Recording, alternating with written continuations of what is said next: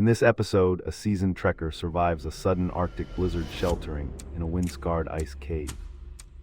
Layered clothing, a quick ridgeline shelter, and rock heap keep core temperature steady as whiteout swallows the shore. A jungle river crossing requires a raft built from vines and driftwood, tested by current and unseen roots. On a desert plateau, they practice water discipline, dew collection, and a solar still to outlast the afternoon. At night on a volcanic island, terrain reading and fire signaling guide a safe return to the coast.